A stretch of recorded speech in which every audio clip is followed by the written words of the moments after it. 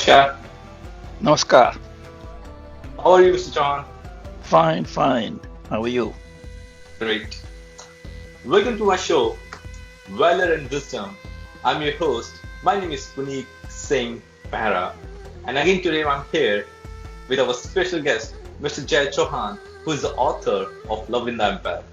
Mr. Chauhan, how's your day nowadays? Excellent. This is a Sunday today on the 7th of June. Puneet and I are sitting in Canada where we want to talk to Indians in India first, especially your age group, and then the adult group around the world. So I want to hear your message of the virus today, and then I will respond to that. Sure. So to all my viewers, today I'm going to tell you about the untold history which the world doesn't know. The world thinks that the virus was first originated in 15th century, but it was wrong. Viruses, the ancient viruses and their cures are always there in India from 8000 BC. So let me tell you something about the viruses. So viruses word, its origin from the Greek word ios. That's a word no. But no one talk about it that the ios originate from the Sanskrit word which means visha, or in English poisonous. So visha which we use for viruses in our ancient time. So in Ayurveda it's mentioned we have three kind of viruses, and if no one knows that father of medicine is also an Indian. His name was Charaka Samhita, and he wrote 3 books about the viruses and their cures. So in ancient time we have 3 kinds of viruses: plant viruses, animal viruses, and human viruses. So for the plant viruses we have a book named Vriksha Ayurveda, which is written by Rishi Surapala in 1st century AD. After that time, our physician, our gurus know there are plants, viruses, and they also know how to cure all kind of viruses. The second one is Abhalistra Tanta Chintamani, which is written by Someshwar in 12th century, which also describes about the plant viruses and even how to cure them. They also mention about the tobacco over there, that the tobacco which also it's like a cancer which happens to the plants and trees. Then the second viruses is the animal viruses. So because we all know that our ancestors are good with cattle and breeding. We have many kinds of elements which we use for the ancient time. And one of the book is Gav Ayurveda, which is written by Parshara in 400 BC, which talks about the animal viruses and how to cure them. That Gav Ayurveda, it's talk about the viruses of cattle. And the second one is Samhita, which is written by Salhotra in 200 BC, which talks about the horses viruses and even how to cure your horses. The third one is Hasta Ayurveda. Hasta Ayurveda, which is written by Palkapa in 500 to 600 BC, which talks about the elephants viruses and even how to cure them. So in recent time, when everyone find out the cures about the animal, in the ancient time, our physicians know what kind of viruses are there and how to cure them. And the fourth one is book named Lokopakara. Lokopakara describes about all the animals, their viruses, and even how to cure them. Lokopakara is a famous ancient book which tell you every single thing about the viruses, and even you can cure the viruses by the herbal use. In the modern time, we have one animal virus which is renderpest.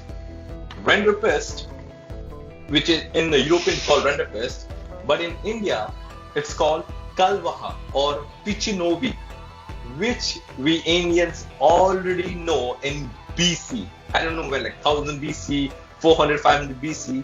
That time we already know we have the animals also have viruses, and that time our people can also cure them.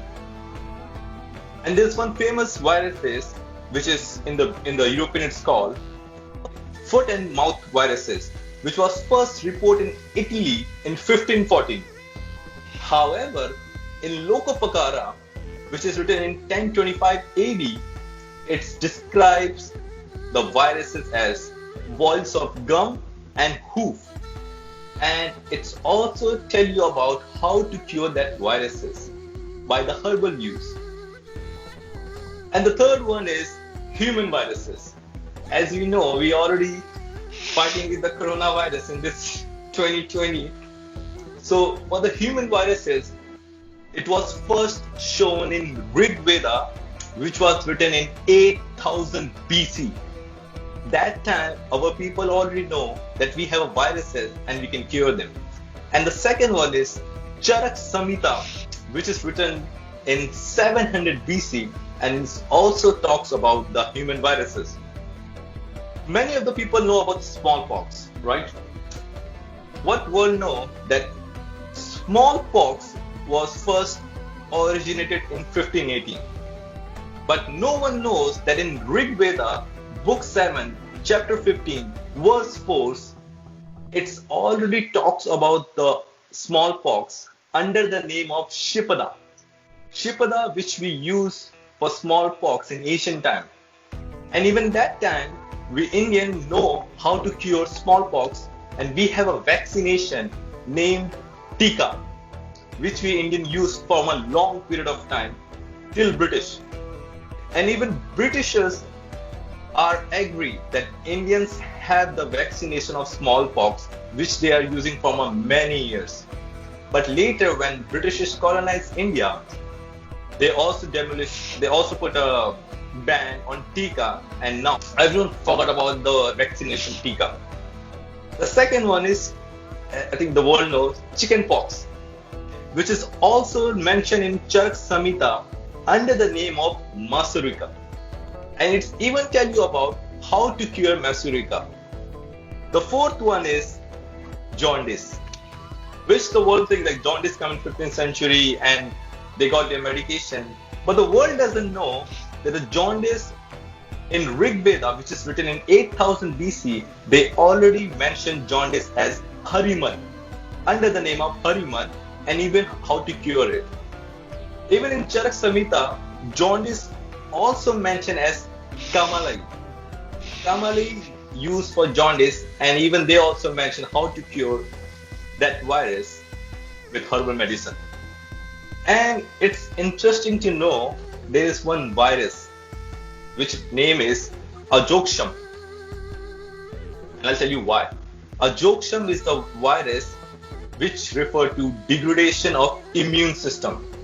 It's that kind of virus which kills your immune system.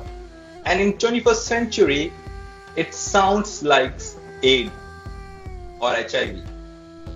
In that we know about this virus, but it's in 21st century, if you see Ajoksham, it's the same sound as AIDS, and that time they also have the cure to treat that virus.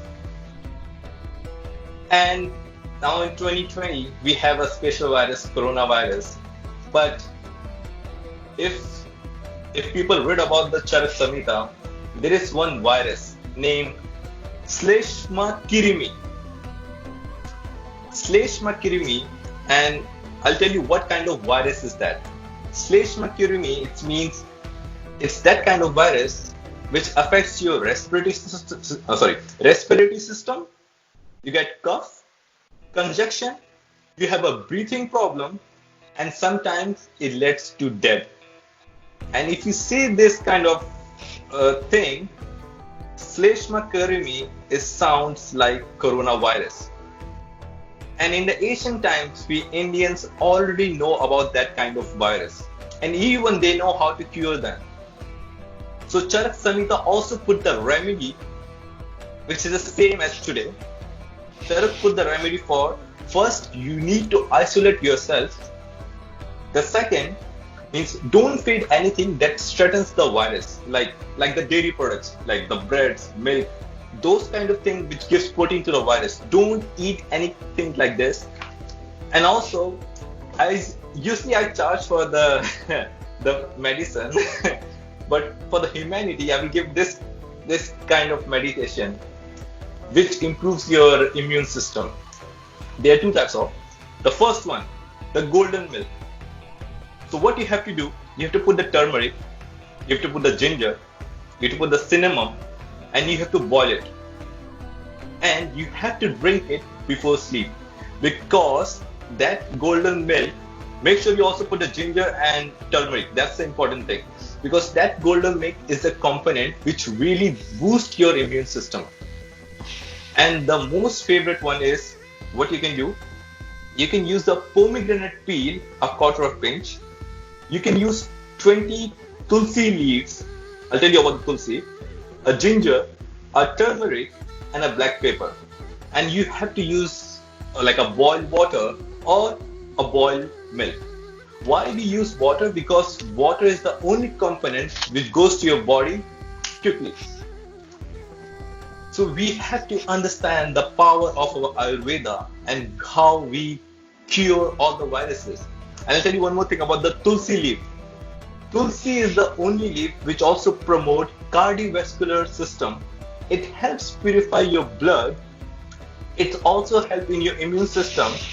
If you have a colon problem or if you have a liver problem, tulsi leaf can also help you out and also cure you in that one.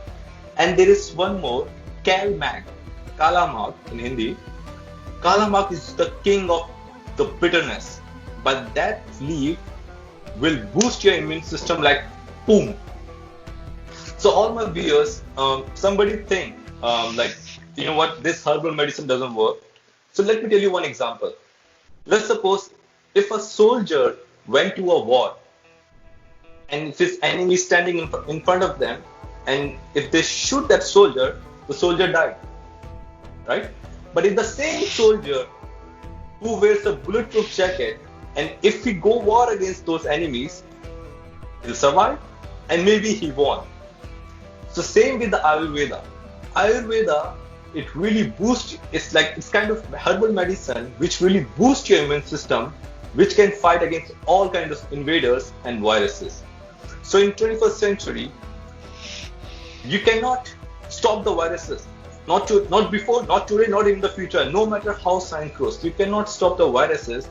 But what you can do, you can boost your immune system, because your immune system, your white blood cells are the only components, are the only soldier who fought for your body against all the virus invaders. So to all my go and learn about the Charaka Samhita and even all the cures. And most of all, I know like about the medication, about the herbal medication. I'll already give you the two examples how to boost your immune system. So the viruses are not the part of 21st century. We already had the viruses in the ancient time, and even we know how to cure them. So Mr. Chauhan, what do you think about this untold history?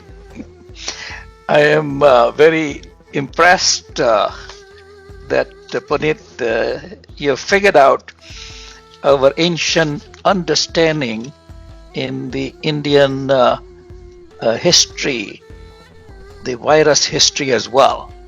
So the main understanding I reach from your description is the fact that through the Rig Veda and Charaka Samhita, we knew the problem of the virus battling with the human body, which is a battle of immunity of the human body with the white blood cells to battle the outside viruses, which we normally stop on the skin level in the evolution. And as you pointed out, we are not going to be able to stop the evolution, which is in the evolution, the organisms, living organism of virus and bacteria. You didn't mention bacteria, but both of them have history which is older than the history of the human beings and the animal kingdom. So our history in India discovered that this battle of the living organism of the virus and the bacteria affects all living things in the three different levels that you pointed out. The level of the animals, where certain types of viruses can battle with the living plant, which is a living organism as well. Yeah. It also affects the animal species, which I think affected the coronavirus. And there, the battle is that although the viruses affect the different kinds of living beings differently, there is also what I call a jumping system, that if the bat in Wuhan was had the virus, it went from there to an animal, and from animal reached the human being. And the corona-19 is a continuation of the history of the viruses, which we understood in the Indian history well before the Western people understood that actually. And I think that so our history of understanding Rig Veda and Charaka, Samhita is older than the appointment of the Nobel Prize Committee in Stockholm. And unfortunately, we have not created our own Stockholm-style Nobel Prize recognition of what we have done. What happened in the British time is that our development as Indian people in history in the science was diminished. There's no doubt in my mind that their scientific inquiring mind discovered what I call the allopathic medicine. The allopathic medicine meaning that if you have the understanding of the body hormones and chemistry, you can deal with it in a scientific manner. What is scientific is to understand that if you apply certain medication consistently, it will absolutely scientifically cure the situation in a precise manner.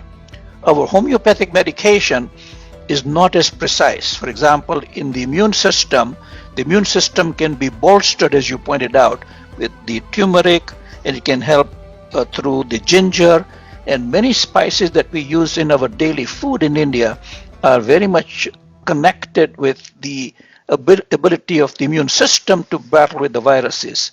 So I think my view is that there has been a prejudice created from the history, and it's important that we understand that prejudice. The prejudice meaning that the allopathic medication system that measures precisely the scientific style of understanding a disease and curing is not the only way, because the science is not perfect even in the Western medicine, which we have now adopted in India as well. But what is important for the rest of the world to know is the fact that we had commenced the inquiry well before the Western world, and the Western world has ignored what we have achieved and understood. In fact, what you pointed out is that the way the British in particular came to India and not only controlled the legal political system, they controlled the scientific inventions and the progression of society to continue the development of the Ayurvedic medicine in the Western style. So instead of the amalgamation of the two styles in all the development of our history, it was continued to put down the history. And the way it was done was systematically that the British controlled not only the military, but our mindset in terms of how we think. And that's why we call the white people or people in authority sir. And they were brainwashed into thinking that the sir was the leader in science, in the military, and in everything else. So I would like our Indian audience to understand that our history in science is much older than the history in the Western countries, including the way the recognition system works, like the Nobel Prize system, where the people who are achievers in literature, science, etc., all of them are much less. We need to keep pace with our change in science, in our confidence level to understand that our old history has to continue in the modern way, not just in any particular area and follow the Western countries in a blind fashion in ethics, science, family, and medicine as well. But also to understand that we have the history, so we need to have that confidence that we people will regain our ability in the science, in the virus science as well. And this becomes particularly important in the COVID-19 period because people have not in the Western world with all their ability find a definitive cure. And they're saying that they will not have a definitive cure with all the bright minds of the West for the next 6 months to 1 year. But I do believe that now possibly from Indian scientists or the Western scientists, there will be a precise understanding of the DNA of the COVID-19 and that we will be able to battle that. The question is whether we're going to do it in the East or we're going to do it in the West. I think for me to even raise the question will be not fully understood in the Western mindset. But I like to address this remark, if there are scientists in India, that your challenge is to figure out the cure, because we today have a medical system that even the Western people do not know, that we might have in Canada, everybody protected by the hospital system. And I was very impressed the last time this in 2020 in January, I was in India and I discovered from the housekeeper that helps my father there that the hospital system provides medical attention to anybody, actually similar to Canada. And you have a private system like England where you can pay for the service and get a better service.